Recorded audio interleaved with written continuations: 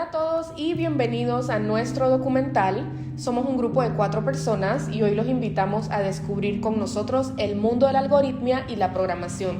Durante este cuatrimestre aprendimos a pensar como programadores, paso a paso, con lógica y con método. Y para que nos conozcan un poco mejor, les voy a presentar a mis compañeros. Somos Janine, Ricardo, Caitlin y Melanie. En este documental recorreremos 4 grandes módulos: la resolución de problemas mediante algoritmos, el desarrollo de programas, la programación estructurada y la evaluación de algoritmos. También conversaremos con profesionales del área de programación y cerraremos hablando sobre las tendencias que están transformando la forma en la que se programa hoy. Comencemos. Para entender la programación, primero hay que entender qué es un algoritmo. La palabra viene de al-Khwarizmi, un matemático árabe del siglo IX que describió paso a paso cómo resolver operaciones aritméticas básicas: suma, resta, multiplicación y división. Desde entonces, un algoritmo es simplemente una secuencia ordenada de pasos para resolver un problema. Con el paso de los años y sobre todo con el abaratamiento del hardware, el uso de computadoras se disparó. Pero programar sin orden generaba programas difíciles de leer, de corregir y de mantener. Fue así como en los años 60 Edgar Dijkstra y los investigadores Bohm y Jacopini demostraron algo clave: cualquier programa, sin importar qué tan complejo sea, puede escribirse usando solamente 3 estructuras de control. A esto se le llamó programación estructurada. Hoy, los algoritmos están en todas partes: en el buscador que usamos, en las redes sociales, en el GPS que nos guía a casa, en los videojuegos y hasta en el banco cuando hacemos una transferencia. Aprender a diseñarlos bien es aprender a resolver problemas de forma ordenada y eficiente. En los próximos minutos vamos a mostrarles módulo por módulo cómo se construye ese pensamiento lógico, desde la idea de un problema hasta un programa terminado, probado y funcionado. En desarrollo 1, resolución de problemas mediante algoritmo, todo algoritmo tiene 4 características que lo definen. Debe ser preciso, es decir, indicar exactamente cómo se hace cada paso. Debe tener una comprobación definida, o sea, dar siempre el mismo resultado si se repite bajo las mismas condiciones. Debe ser finito, con un principio y un fin claro. Y también debe ser multilingüe, lo que significa que su lógica no depende de un lenguaje de programación en particular. Todo algoritmo se puede pensar como un sistema de 3 partes: entradas, que es la información que recibimos; procesos, que son las operaciones que hacemos con esa información; y salidas, que vendría siendo el resultado que entregamos. Por ejemplo, si queremos calcular el área de un triángulo, la entrada son la base y la altura, el proceso es aplicar la fórmula y la salida es el área. Un algoritmo se puede representar de distintas formas: con una descripción en texto, con una lista numerada de pasos, con un diagrama de flujo que usa figuras como óvalos, rectángulos y rombos, o con un pseudocódigo, que se parece más o menos como un lenguaje de programación, pero es más cercano al lenguaje natural. También usamos variables que guardan valores que cambian y constantes que guardan valores que no cambian nunca, como el número pi. Y para resolver un problema seguimos siempre 3 grandes fases. Primero, el análisis del problema, donde entendemos qué se pide, qué datos entran y qué datos deben salir. Luego, el diseño del algoritmo, donde planeamos la solución con diagramas de flujo o con pseudocódigo. Y por último, la programación, donde convertimos ese diseño en un código real. El teorema de Bohm y Jacopini demostró que cualquier programa puede escribirse combinando solamente 3 estructuras de control: la secuencia, la selección y la iteración. Vamos a explicar cada una de ellas. La estructura secuencial es la más simple. Una instrucción sigue a la otra en el mismo orden en que aparecen, sin saltos. Por ejemplo, leer 2 números, sumarlos y mostrar el resultado. Cada paso ocurre una sola vez y en orden. La estructura selectiva nos permite tomar decisiones. La versión simple, sí, entonces.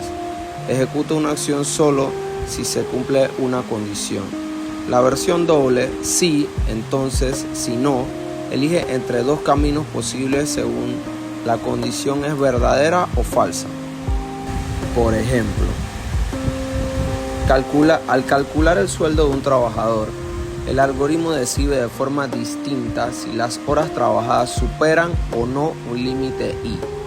La estructura repetitiva o iterativa nos permite repetir acciones. Existen tres formas: la estructura, mientras que repite mientras se cumpla una condición evaluada al inicio; la estructura repetir, que ejecuta el bloque al menos una vez y evalúa la condición final; y la estructura desde o para, que se usa cuando ya sabemos exactamente cuántas veces se debe repetir algo, como al ejecutar el factorial de un número o sumar los números pares del 1 al 50.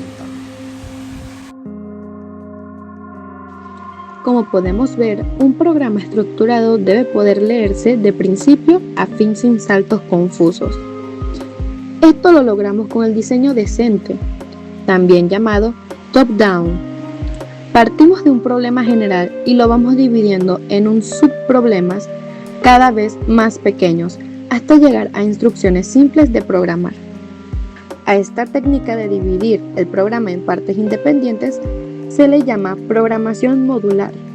Cada módulo resuelve una única tarea y se analiza, codifica y prueba por separado.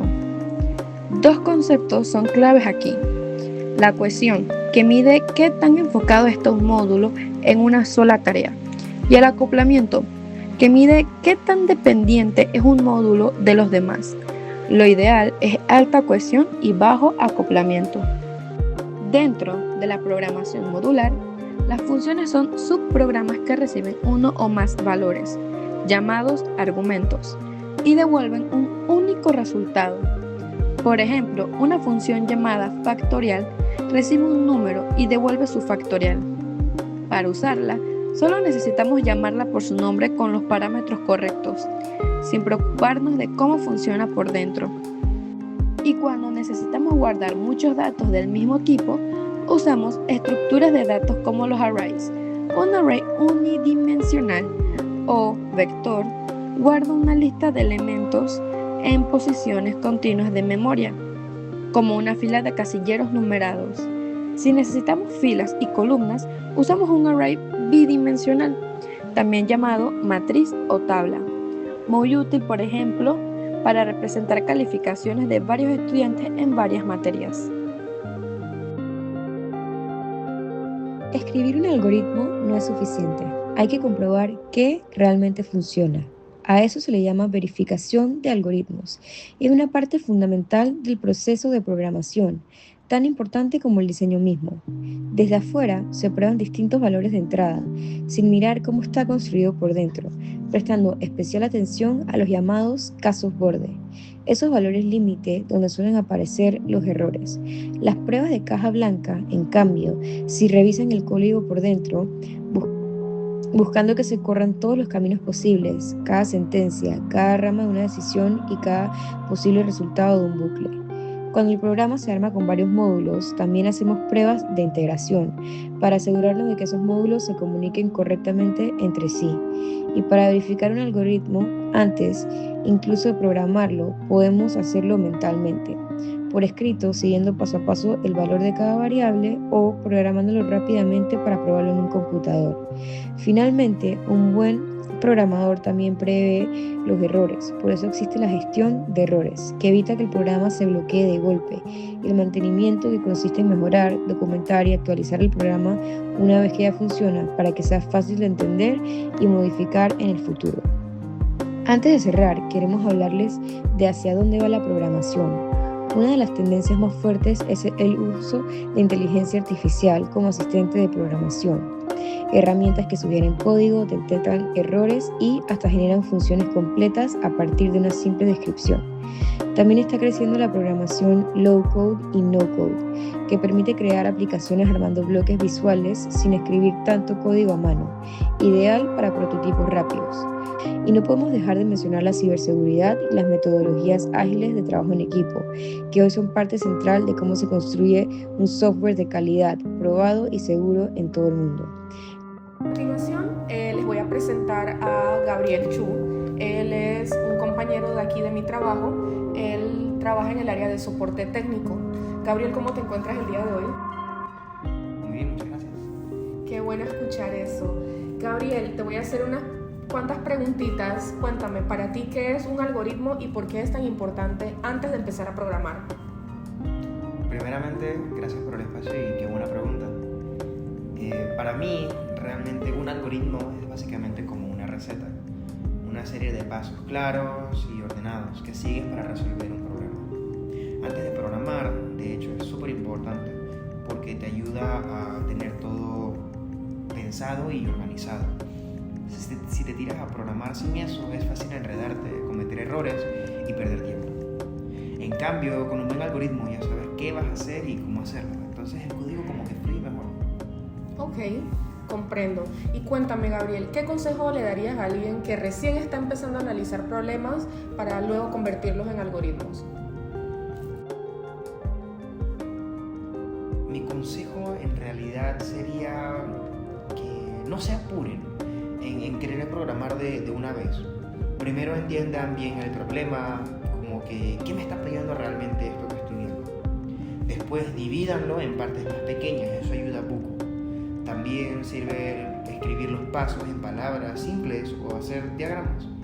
Es lo que hago yo realmente. Y normal, si al inicio no sale perfecto, eso es parte del proceso. Mira, mientras más practiques, más fácil se vuelve pensar como un programador. Perfecto, muchísimas gracias por tus palabras, Gabriel.